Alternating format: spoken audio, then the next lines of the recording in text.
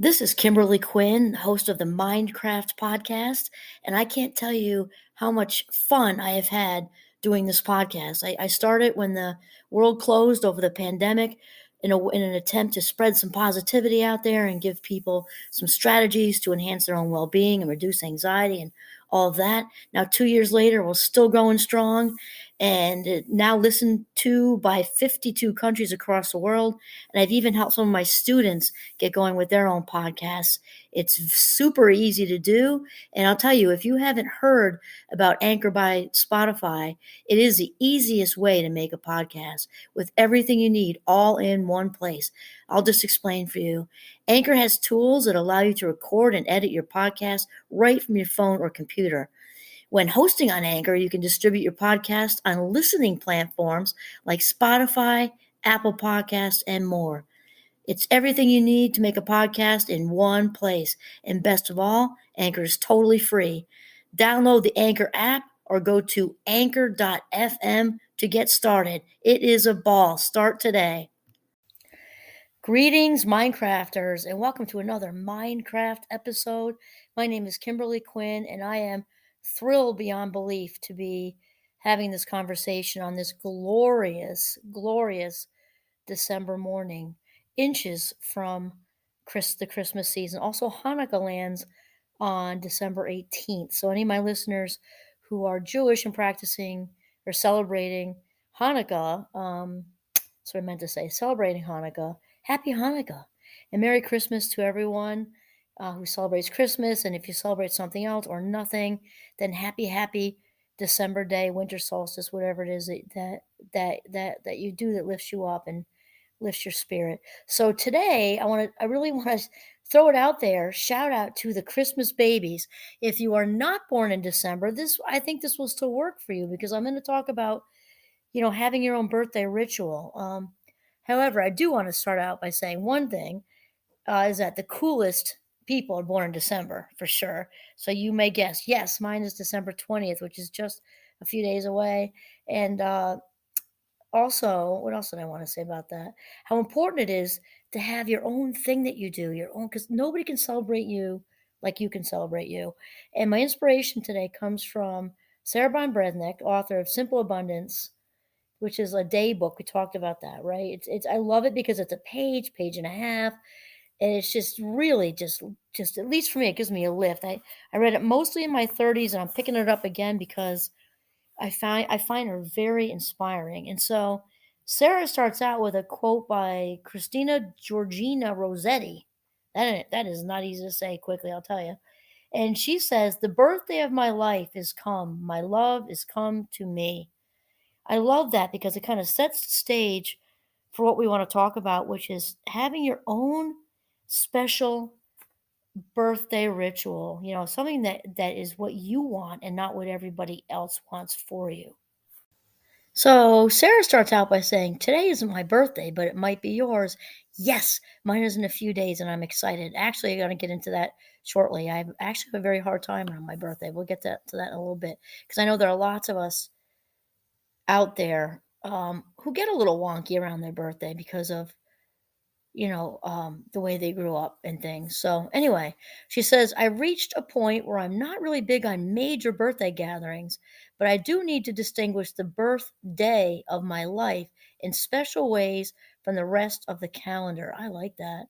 So I've created my own birthday ritual to help me commemorate the year just passed while invoking illumination for the year to come. I really, really like that. And it's interesting, as those of us on the authentic journey that, in midlife, at least for women, because that's all I can speak about as far as my own experience, is we are on fire with growth and coming into our own and feeling fantastic in our skin and just feeling whole and complete and put together. And it's the birthday celebration thing, I think, can really be a reflection of that growth and celebrating how far we've come because I'm about to become I think it's Tuesday a fabulous 58, which I'm used to saying a fabulous 57, although I feel like I got an extra one because I felt like I was 57 the year before this year, so I feel like I got an extra one. So anyway, which I know it's kind of funny, but it's really important when we're in this just authentic, seasoned, you know, place in life. I feel like we have the world by the ass to really just reflect and do something that's just loaded, chock full of meaning. Just my cup overfloweth, and I am, as you may guess, explosively extroverted. I absolutely love people and genuinely engaging with people. I'm comfortable on a very comfortable on a stage. I love all of it. I love the engagement. And when it comes down to my birthday, interestingly enough, because I don't have an introverted cell, I really want like an introvert birthday. I just want quiet and I just want to go for a snowshoe and have a burger with somebody I love so much. And which actually is going to be my husband on Tuesday. I almost fell over backwards just taking the day off. And because he is a workhorse, which is obviously already starts it out with loads of meaning. And gonna do a quick ski in the morning, and then we're gonna grab a burger, and then we're gonna do a shoe in the afternoon right here close by without all the driving, and it's gonna be fabulous. So whatever that means for you, whether you reflect over the year that just went by, make yourself a little collage to put up, make yourself a vision board. If you're into the woods like me, go out for a stroll in the woods, skiing, snowshoeing. If you're in a place that doesn't involve snow and woods, then head for the beach, something. Just write yourself a love letter, something that just does it for you. Indulge in your favorite food. That's a good one. I'm a foodie. I think food all day long. Like I wake up thinking about what I'm having for lunch, literally. Go to your favorite restaurant, get takeout, don't cook. If you love to cook, then make something great. If you want to not cook, get takeout, sit on the couch with a blanket and a good movie. But the thing is, it should be for you because so often well-meaning family and friends want so much because they love us. It's because they love us, not because they're evil demons.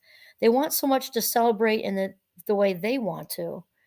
And then we often just do it because we feel guilty because they're putting in all this effort when it really isn't what we want. And I think it's very important to just kind of politely, very softly, gently, politely, and with gratitude say that, or do both and do the big shindig thing. And then, as long as your actual day, maybe do that a day that's not your day. On your actual day, retreat and go do what you want to do for you. Celebrate you in a way that nobody else can.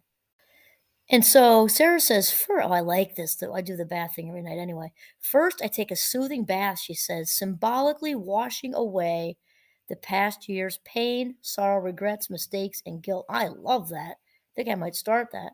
Then I go alone to my bedroom and light one votive candle for each year.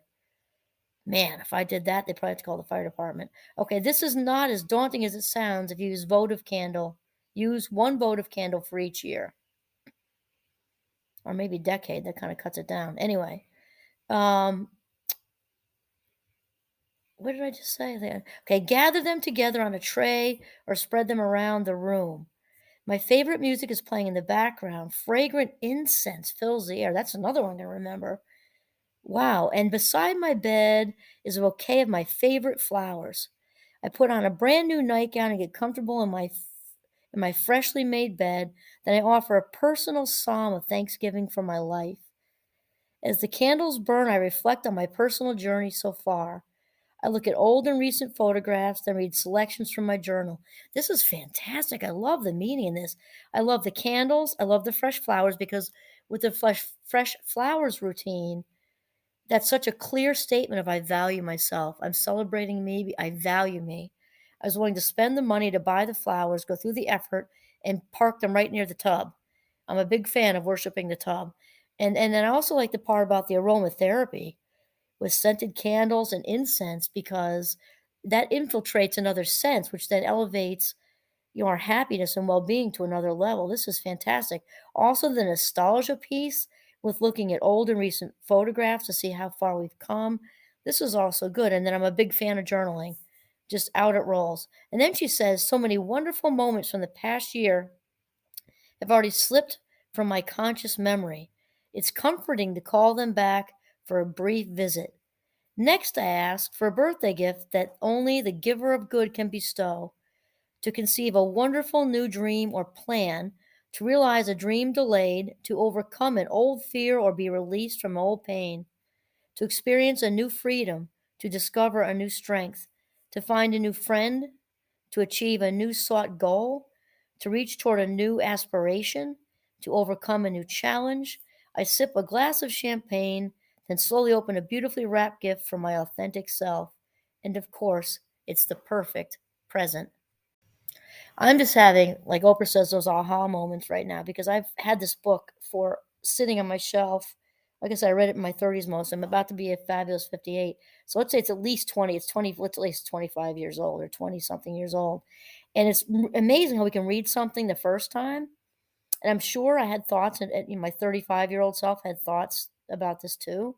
But my almost 58-year-old self is just realizing what a great idea this is to ask, for me it's God, but might be universe for you, source, higher power, whatever. Um, that it's something that's not wrapped in paper. I love the choices that she gave. To come up with what's my next move. What is my authentic next move? And that picture that wrapped in just a gift. Picture it in a beautiful, beautiful paper, and picture it in shiny, shiny ribbons and everything, to release, an old pain. I in my life I call these splinters, and it's interesting because I just did this morning before I even reading this right now, about releasing the old splinters, and that it was about getting a little wonky around my birthday and releasing the birthday demons. And if you've got a different fear or a different splinter, to ask for that to be released.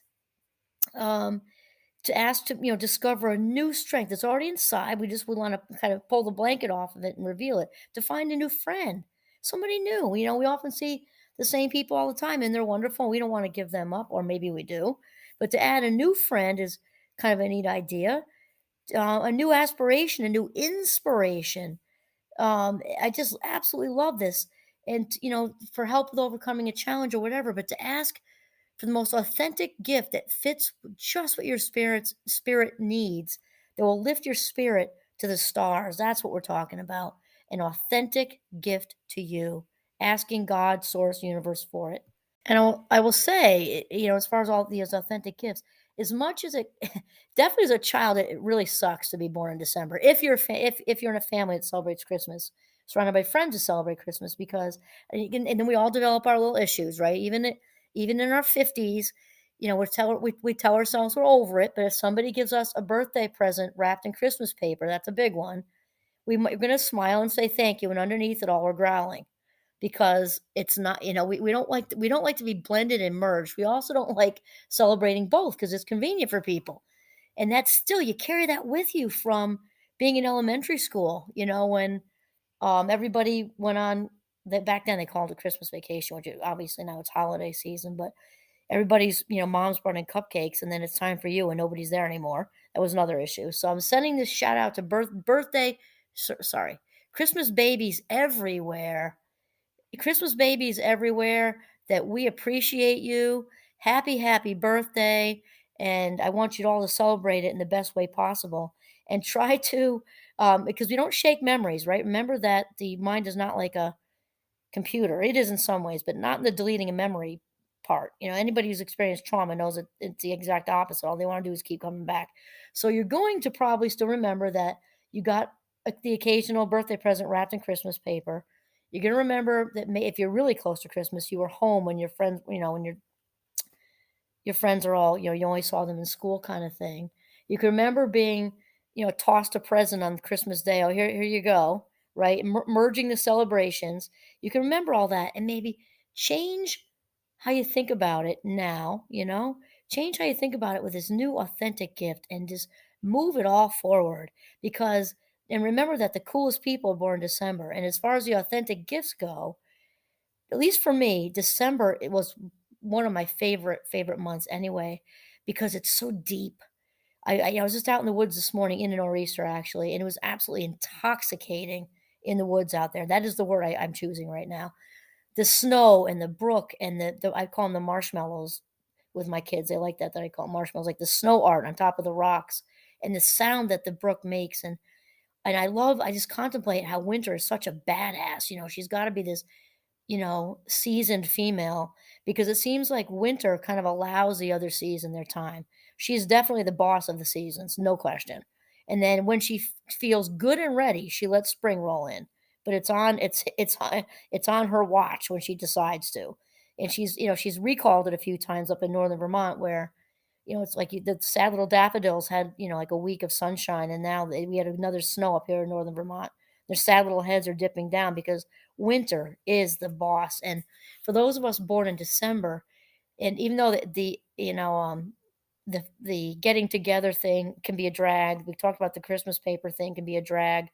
In the positive note, it's so deeply spiritual, at least for me. And as much as that stuff was hard as early on, I wouldn't change it for anything because I think this is the coolest, deepest, most spiritual, gorgeous month to be born in, and that I don't even have words for it. It's just so incredible. So then Sarah gets back um, to the part about the present thing, like, and of course, and she talks about giving herself a wrapped gift from her authentic self, right? And of course, it's the perfect present, she says. So then she says, many people who love you will try, but no one can celebrate your birthday exactly the way you need for it to be observed. That's because no one really knows the year you just completed. No one else has lived it. What's more, each year is different. Your 32nd and 48th birthdays won't begin to resemble each other. Your husband, lover, children, friends, and coworkers can be aware of recent events that have unfolded in your life, but only your authentic self knows how deeply these events reverberated. And then Sarah sort of gets into some of the things that may have happened. Perhaps a loved one died 6 months ago.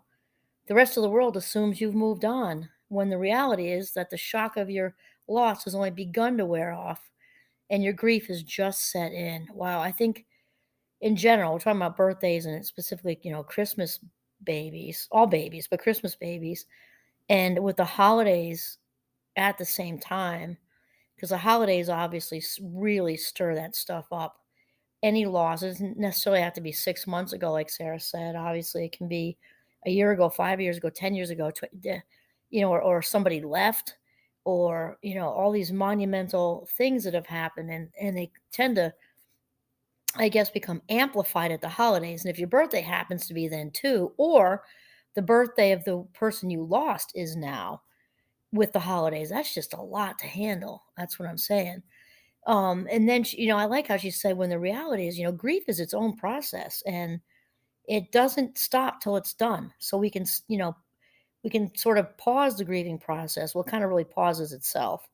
And then some years go by and you kick right back in where you left off. But the fact is, we all grieve in our own way and in our own time. And other people on the outside aren't going to realize, probably, the pain that you are still in. And then she says, perhaps the perfect birthday gift is to have a special photograph of your loved one professionally framed or restored. No one else is no one else is going to know you need this emotional touchstone, but you do.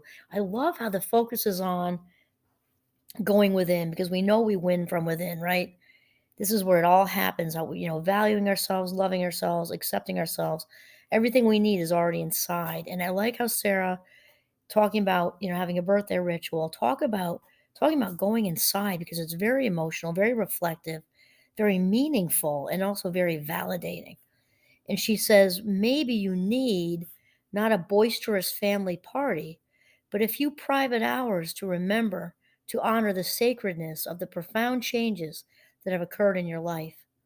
Birthdays are new beginnings, but they're also moments of personal closure, which are crucial if we are to grow positively into our authenticity. I just want to say that again because I was kind of really taking it in. Birthdays are new beginnings, but they're also moments of personal closure, which are crucial if we are to grow positively into our own authenticity.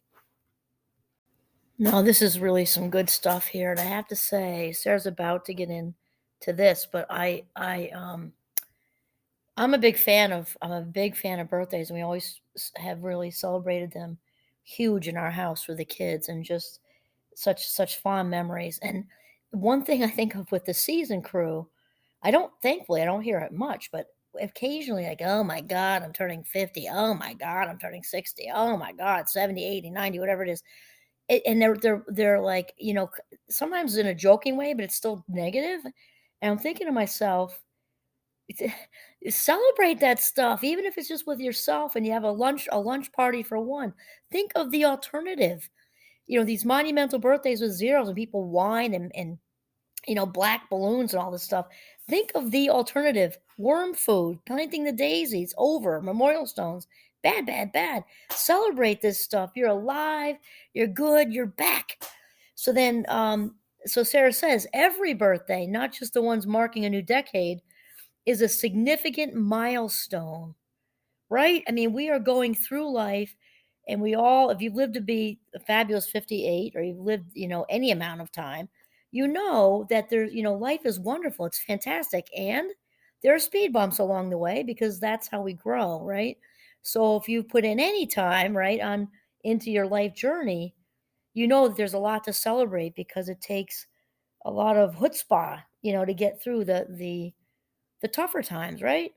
And so she says every age brings with it 365 real life lessons. We turn not older with years, but newer every day. Emily Dickinson reassures the birthday girl or boy in all of us. And that's certainly something we're celebrating in grand style. So happy birthday to you, Christmas babies, and anyone else. She says, I've got a good feeling that this coming year is going to be your best yet. Heaven knows you deserve it. This is Kimberly Quinn signing off from the beautiful northern Vermont in a snowstorm. Have a mindful day.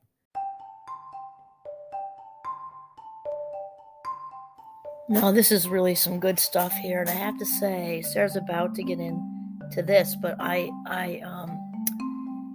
a big fan of birthdays, and we always have really celebrated them huge in our house for the kids, and just such fond memories. And one thing I think of with the season crew, thankfully, I don't hear it much, but occasionally, like, oh my God, I'm turning 50. Oh my God, I'm turning 60. Oh my God, 70, 80, 90, whatever it is. And they're like, sometimes in a joking way, but it's still negative. And I'm thinking to myself, celebrate that stuff, even if it's just with yourself and you have a lunch party for one. Think of the alternative. These monumental birthdays with zeros and people whine and black balloons and all this stuff. Think of the alternative. Worm food, planting the daisies, over, memorial stones. Bad, bad, bad. Celebrate this stuff. You're alive, you're good, you're back. So Sarah says every birthday, not just the ones marking a new decade, is a significant milestone, right? I mean, we are going through life and if you've lived to be a fabulous 58 or you've lived, any amount of time, you know that life is wonderful. It's fantastic. And there are speed bumps along the way because that's how we grow, right? So if you put in any time, right, on into your life journey, you know that there's a lot to celebrate because it takes a lot of chutzpah, to get through the tougher times, right? And so she says every age brings with it 365 real life lessons. We turn not older with years, but newer every day. Emily Dickinson reassures the birthday girl or boy in all of us. And that's certainly something we're celebrating in grand style. So happy birthday to you, Christmas babies, and anyone else. She says, I've got a good feeling that this coming year is going to be your best yet. Heaven knows you deserve it. This is Kimberly Quinn signing off from the beautiful northern Vermont in a snowstorm. Have a mindful day.